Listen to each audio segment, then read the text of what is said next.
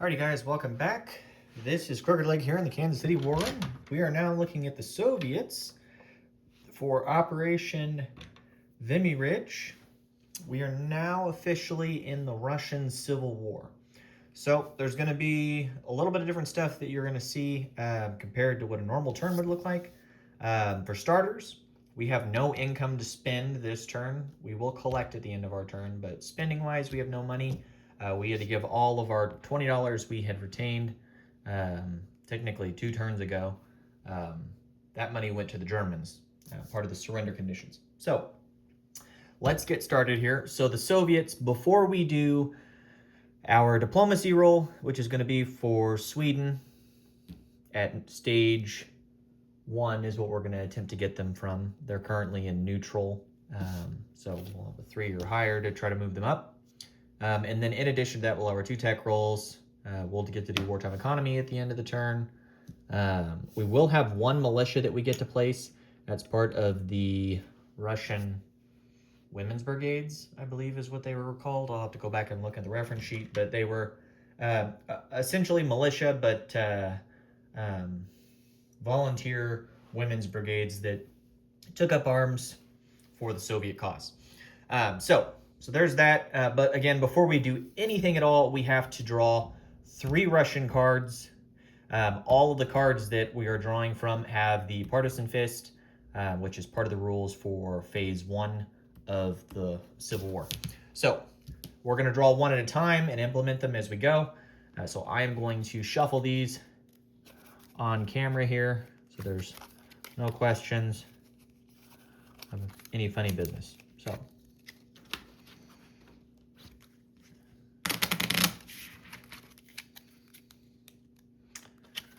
do it 3 times, as the 3rd time, as they say, is the charm.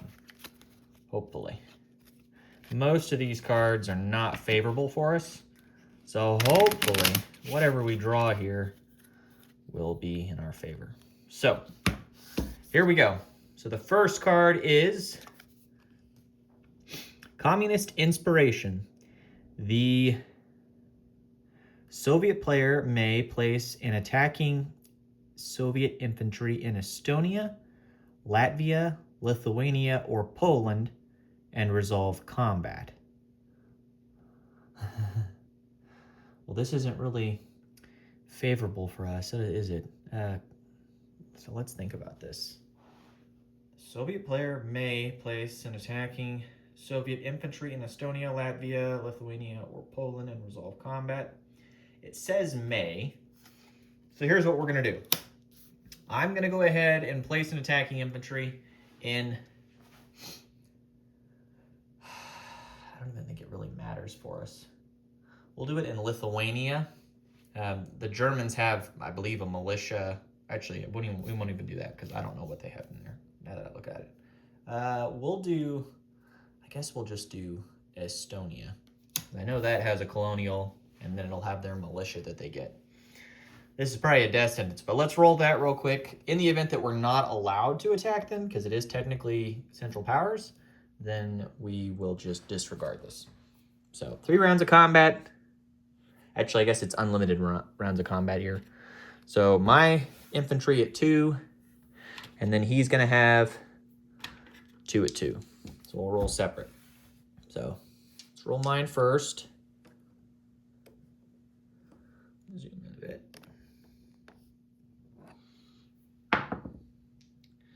Well, I got a 6. Is that missed? Okay. And 4 and a 10 misses for him. Round 2. We got a 10, so that missed. These 2 guys. 4 and a 5. You can see them there. They're both misses. So let's roll ours again. Hey, we got a hit on a 2. And then his 2 guys. And a 10 and an 11. Good thing they're not Chinese or they'd surrender. Okay, so it's down to 1. So let's roll again for us. 11, so we miss. Rebuttal, he got a 2. So in the event that we do resolve that, They're down 1 unit. I would assume they'll lose the militia, which will leave them with the colonial. Surprise, surprise. Okay, so that's done. Card number 2. Makhno Red Army. Place, oh, there's a glare there. Place 2 attacking infantry units in Taurida. If the Makhno infantry wins combat, it remains in this territory, which now becomes part of the Soviets. Soviets may move more units into Taurida, but never out. If the Black Army's event has been played, add 1 infantry to that location. Okay, so it says 2 infantry units. So let's place 2 infantry. Yep. So we'll come over here. So Taurida is down here. Luckily, it's not adjacent to, luckily it's not adjacent to Kiev, so we don't have to worry about them trying to attack it or do attrition. Let's grab 2 infantry, which is actually great for us. Okay, so this goes away.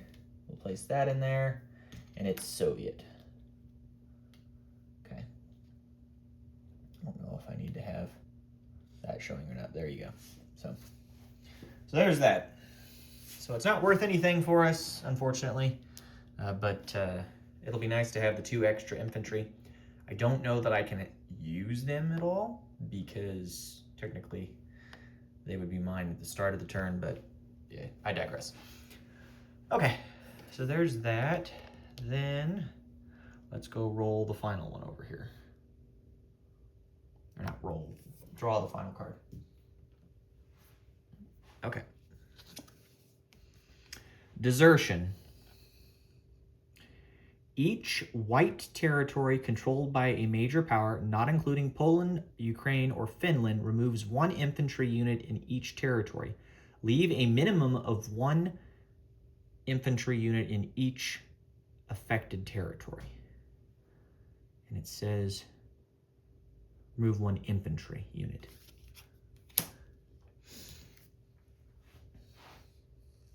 Well, if I had to guess, then that would be these 2 zones over here, which would be Kola and Arkhangelsk. Now, you could make the argument that since it says infantry units or infantry unit, that it literally means to remove an infantry. Now, if it was supposed to be infantry class unit, then there'd be an argument to remove this militia here instead of an infantry. So, by that standard, we'll go off of the idea of infantry class and not infantry. Because more than likely, like down in Taurida, it said the same thing. They were infantry and not infantry class units. But again, there'd be an argument where I don't know that I would want to put anything in there besides infantry. Okay, so he lost the militia in Kola, and then he'll lose 1 infantry in Arkhangelsk. But what does it say? Each white territory controlled. It just says leave a minimum of 1 infantry unit in each affected territory. So to me, that means that the British would still have an infantry defending in there, and that would be your minimum that's still in there. Again, this is all going to be stuff for interpretation after the fact. So there's that. And then finally, the only other one that would be affected is going to be over here in Tobolsk. So he'll lose an infantry there. And that one's easy. That one I don't have to interpret. Okay, so that's our 3 cards. Those actually were favorable for us. I was not expecting that to go that way. Okay, so I'll zoom out here a little bit. Now let's go back. Okay, so we've done cards. We're going to now do diplomacy and tech. So let's roll for those. So for diplomacy,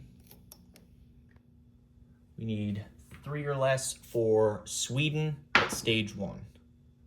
And that's a 6. So we missed on diplomacy. And I should note, the way it works for the Soviets is they don't get free diplomacy roles from taking territories, and they don't get to participate in the random events if it mentions for a major power.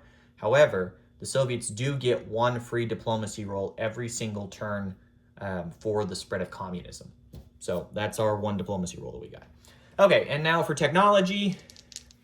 Fun fact for the Soviets on technology, they retained their technology that the Russians had at the time of collapse, and they continue doing technology roles so long as they possess the major factories. So we have 2 to still roll for.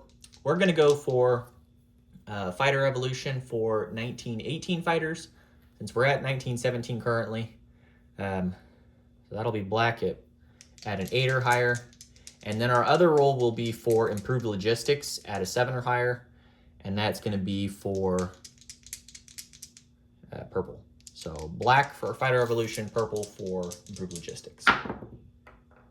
And we missed both. It's a 3 and a 5. Okay, cool. Okay, so there's that. Let's get to combat moves then. So for combat moves, we've got quite a few. So I've got everything wrote down. To start, going into, and this changes stuff now because these units aren't as strong as they were before. I guess we'll just leave everything as planned here. We'll just have bigger hits, I think. Is that what we want to do? Yeah. We'll just leave everything as is. Okay, so we will take into Arkhangelsk. You can see we're going to take in the 2 militia, plus the truck up here in Kursk is going to come 1-2 to Arkhangelsk, and he's going to pick up one of these artillery and the balloon and go in to there. And then what else are we going to do?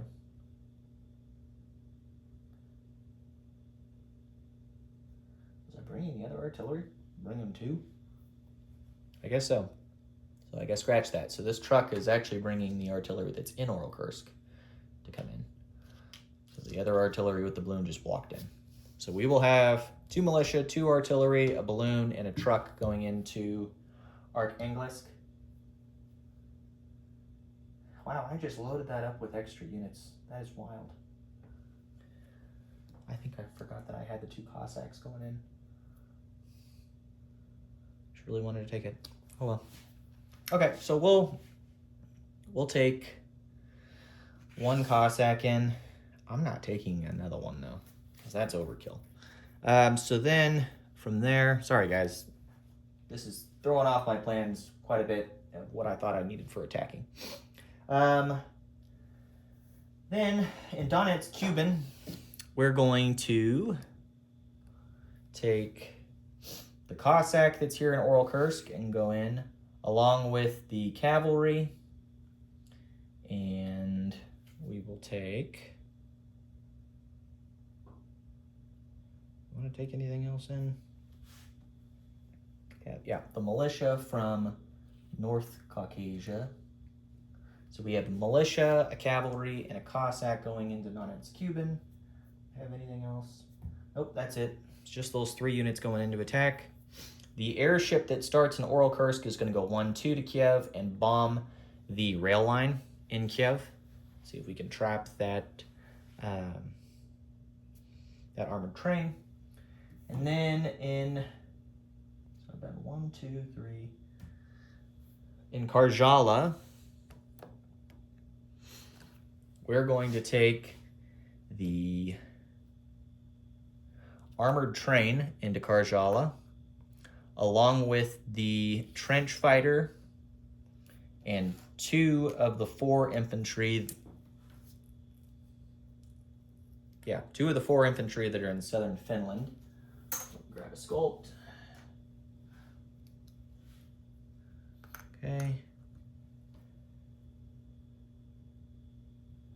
And then the 1917 fighter that starts in West Russia will go 1, 2 to Karjala, and he will bring the commander.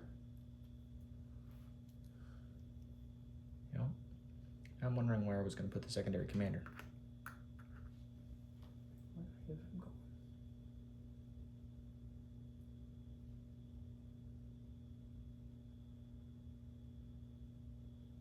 How the hell?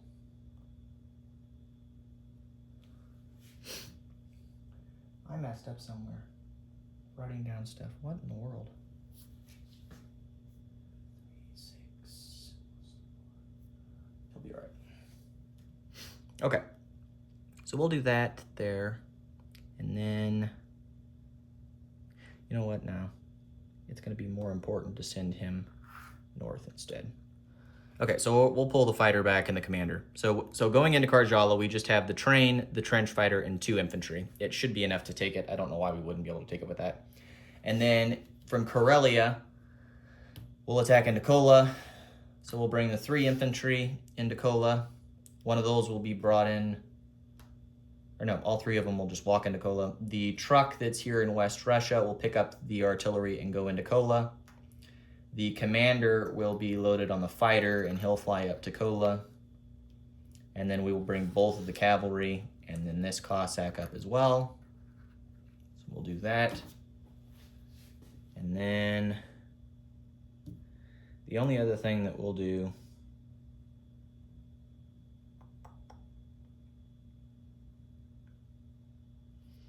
is this Cossack that's here in Smolensk. He'll just stay there. We'll do non-combat with him. Okay, so that's it. So we have 1, 2, 3, 4, technically 5 battles to roll for. Okay. That changes things. Okay. So let's get started first with the battle in, we'll do Donetsk, Kuban, and then we'll do the airship and then the other battles. So Donetsk, Kuban, I'm not even going to pull stuff off. There is no river penalty for us, so we don't have to worry about that. No other terrain penalties. His cavalry will be at a 2, because that's what cavalry defend at. We will have a militia. It will be at a 1, because they have a minimum attack value. So he's at a 1. And then the Cossack will be at a 4, and the cavalry will be at a 3. And that should do it for us. So here we go. Okay. We got a 5 and a 12. So the cavalry and militia miss, but we did get a 4 with the Cossack. So we get our 1 hit we need. And then for him, his defending unit at a 2, which is a cavalry, and he missed on a 10. Okay, so Donetsk, Kuban will fall. Surprise, surprise. So then the ship that's in port there will be rolled for. And I forgot to check before we got onto this, but let's go ahead and roll for it now, and then I'll check after the video. I think if it's a 10, 11, or 12, or it might be an 11 or 12, then it's ours, but otherwise it's scuttled. So it's a 2. I'm pretty sure that it's scuttled. So, but we'll check after the video. I'll go ahead and remove that now. Okay.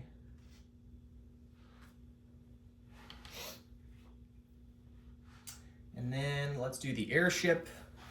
Hopefully we can get the bombing run here, because if we do, then we could technically get propaganda. So let's do that. We need a 3 LS. Didn't matter. We got a 5.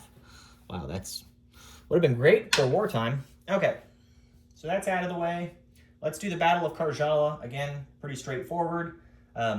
The march penalties are only against vehicle class units. Armored trains are not classified as a vehicle. Fun fact. So there's that, and then the infantry class units that are going in there, they won't take any penalties either. So we will have 3 at 2s. But technically, one of them is going to get boosted because of the train. Dropping pieces here.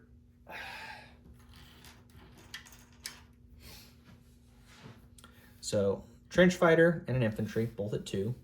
The boosted infantry is a 3, and then the armored train hits on, where are you at? A 4, and it is a first strike. So let's roll that first. So here's the train at a 4, and we missed on a 10, so that's no good. Now regular combat for our units. There's a 12, an 8, and a 12. So we miss on round 1. His defending infantry at a 4. He gets an 11, which is also a miss for him. So now for us, round 2. 8 for the artillery is a miss. 5 is a miss. 8's a miss, but we did get a hit with the boosted infantry. So that's our 1 hit that we needed for taking Karjala. And then now his rebuttal shot, and he will also get a hit at a 4. So we will lose the trench fighter. And we will take Karjala with 2 infantry and train. So not bad. Then our next battle will be for Arkhangelsk. I'm not going to pull it off again because it's not a big battle. It's literally 1 defending unit. So we will have 2 militia, and then we have the 2 artillery along with the Cossack, the truck, and the balloon. So the truck doesn't give first strike to anything because it towed an artillery. So we will have 2 artillery. 1 will be at a 4, and then the other one will be at a 5 because it's boosted by the balloon. So here's our 2 first strikes. Terrain-wise, Arkhangelsk is tundra to the north, but the actual land zone itself is considered a regular land zone, so no terrain penalties. First strikes, and we missed on both. 12 and an 8, of course. Okay, so now regular combat. We will boost, I guess I'll boost both of the militia to 2s, and then we'll have the Cossack at a 4. So here we go. And we got our hit with the Cossack. There's a 1 there. Okay, and then both the militia missed on a 10 and 12. So we got our 1 hit, and then his defending infantry at a 4.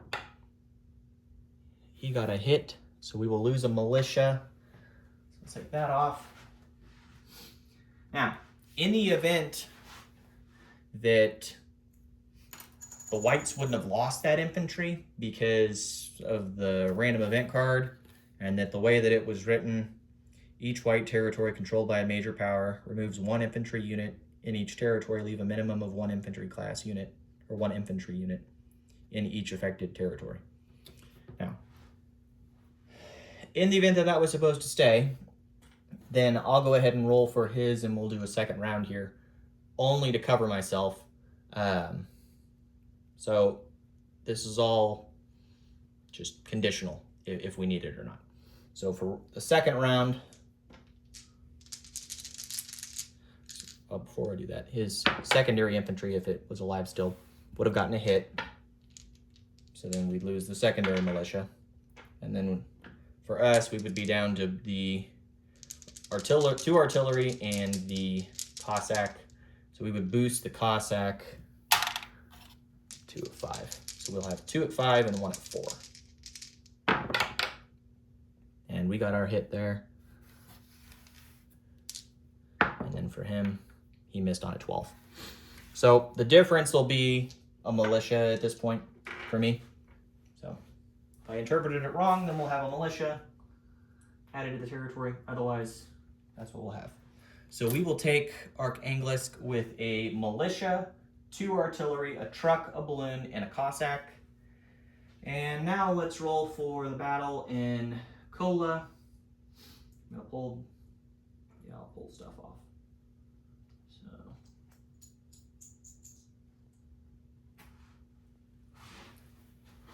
So we will have 3 infantry attacking in, along with 2 Cossacks. They'll have 2 defending infantry. We have the truck, the artillery, Cossack, the commander, along with the fighter. The fighter will provide recon or observation for the commander. Cossack at a 4. Okay. So the artillery was towed by the truck, so let's bring that in. So there's no first strike for the infantry. The infantry will be boosted because of the commander to 3s. The cavalry will be boosted to 4s, and the Cossack will be at a 5. And then we will boost one of the infantry to a 3. Okay, and that's because of the artillery. Okay, and there's, again, no terrain penalties in Kola. If we were attacking from the north end, then it would be tundra rules, but we're not attacking into tundra, so we don't have to take that into account. Okay, so let's roll first strike. So we only have 1. That's an artillery at a 4. We got a hit. So we will take out the white infantry, would be my guess. And then now the regular combat will have 2 infantry at 3s, 3 cavalry, 2 cavalry at 4, 1 infantry at a 4 because it's boosted by the commander and the artillery. And then we'll have the Cossack at a 5. Okay, we should be able to get this pretty quick here. Yep, 3 hits. That's what we needed. Okay, and then his rebuttal shot for the 1 lone infantry that survived first strikes. He also gets a hit on a 2. So we will have 1 casualty. We will take an infantry. So we will then take Kola with 2 infantry, an artillery, 2 cavalry, a Cossack, the fighter commander, and the truck. Okay.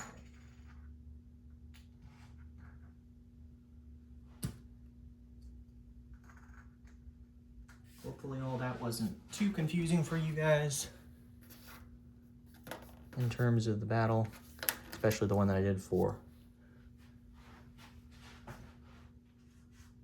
Archangelisk.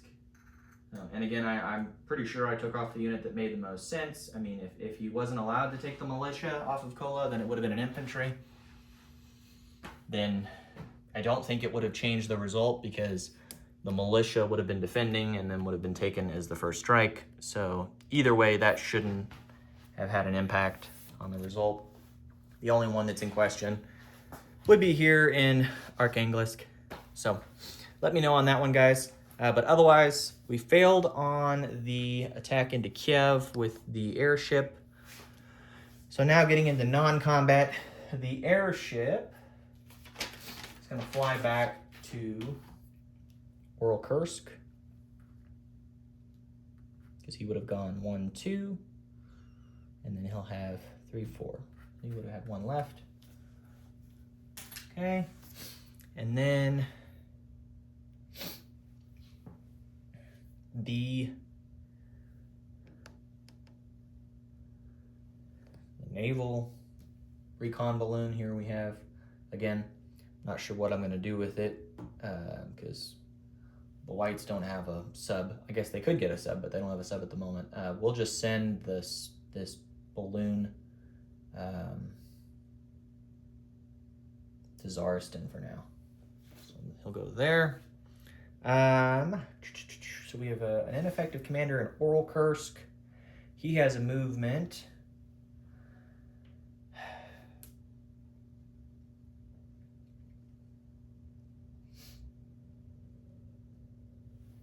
Yeah, I could move him if I wanted to.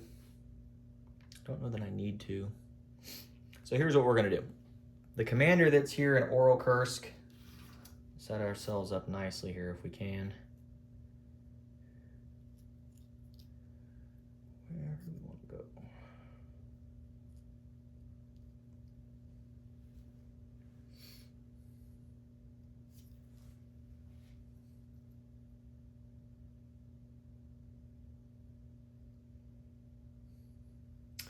we're gonna move him, so he would have what, 6 movement. He's here, 1, 2, 3. We're gonna put him here in Ural, and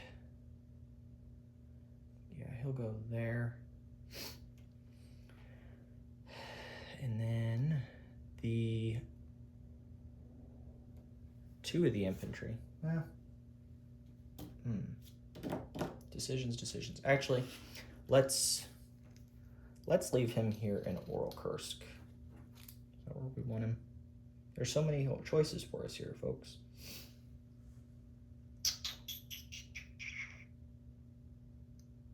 We'll put him in Gorky. Oh, we'll just leave him here in Oral Kursk for now. And then we'll move the Cossack from Smolensk to Oral Kursk so he has effectiveness if necessary. And then the 2 infantry that we have, 2 of the 4 in Kazakh Turkestan, they're going to be railed out since we don't have to worry about our brethren to the north attacking us anymore. They're kind of neutered a little bit here. We'll take those 2 infantry. One of them is going to go to Oral Kursk, and then the other infantry that we have will go to Petrograd, just to be on the safe side, in case we have a bad card next turn. So we'll do that. And then placement of units, we get the free militia for the women's brigades, and that will go to, it'll also go into Petrograd, I think.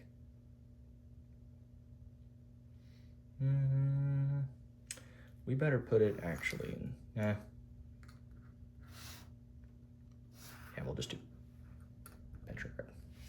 Yeah, okay, so that's it for us. Let's go roll for Wartime Economy, and then we'll do Disposition of Forces, and then that should do it for our turn.